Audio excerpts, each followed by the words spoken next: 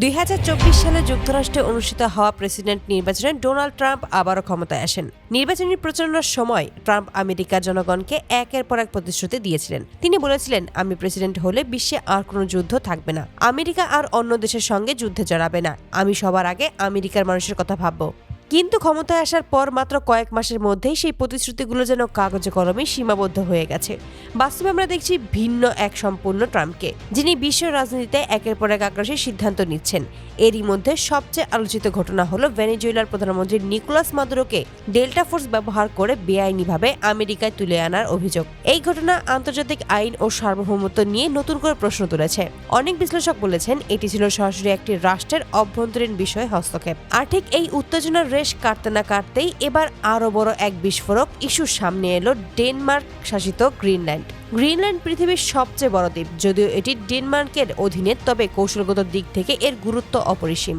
বিশ্লেষকদের মতে গ্রিনল্যান্ডের ভৌগোলিক অবস্থান সামরিক দিক থেকে অত্যন্ত গুরুত্বপূর্ণ। এখানে রয়েছে বিপুল প্রাকৃতিক সম্পদ ও খনিজ।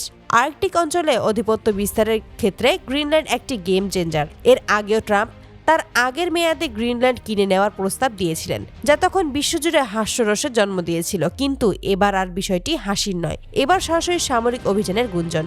বিভিন্ন আন্তর্জাতিক সূত্রের বরাতে জানা যাচ্ছে ট্রাম্প সরাসরি মার্কিন প্রশাসনকে নির্দেশ দিয়েছেন গ্রিনল্যান্ড অপারেশনের প্রস্তুতি নিতে। সামরিক মহড়া, নৌবহরের অগ্রসর হওয়া এবং আকাশপথের নজরদারি সব মিলিয়ে আজ রাতে যে কোনো সময় বড় কিছু ঘটতে পারে বলে আশঙ্কা করা হচ্ছে। বিশ্লেষকের মতে এটি যদি সত্যিই বাস্তবায়ন হয়, তাহলে ডেনমার্কের সঙ্গে যুক্তরাষ্ট্রের সম্পর্ক মারাত্মকভাবে ক্ষতিগ্রস্ত হবে। ন্যাটো জোটের ভেতরেই ভয়াবহ ফাটল তৈরি হতে পারে। ইউরোপ আমেরিকা সম্পর্কে নতুন সংকট দেখা দেবে, কারণ ডেনমার্ক ন্যাটোর সদস্য রাষ্ট্র, আর ন্যাটোর এক সদস্যের ওপর আরেক সদস্যের সামরিক পদক্ষেপ এটি নজিরবিহীন। ইতিমধ্যে ইউরোপের বিভিন্ন দেশে কূটনৈতিক তৎপরতা শুরু হয়েছে। ডেনমার্ক সরকার জানিয়েছে তারা পরিস্থিতি গভীরভাবে পর্যবেক্ষণ করেছে এবং প্রয়োজন হলে আন্তর্জাতিক সম্প্রদায়ের সহায়তা চাইবে। অন্যদিকে রাশিয়া ও চীনও এই ইস্যুতে নজর রাখছে বলে ইঙ্গিত দিয়েছে। বিশ্লেষকরা বলেছেন গ্রিনল্যান্ড ইস্যু বিশ্ব রাজনীতিকে এক নতুন মেরুকরণের দিকে ঠেলে দিতে পারে। এখন প্রশ্ন উঠছে, ট্রাম্প আসলে কি চান?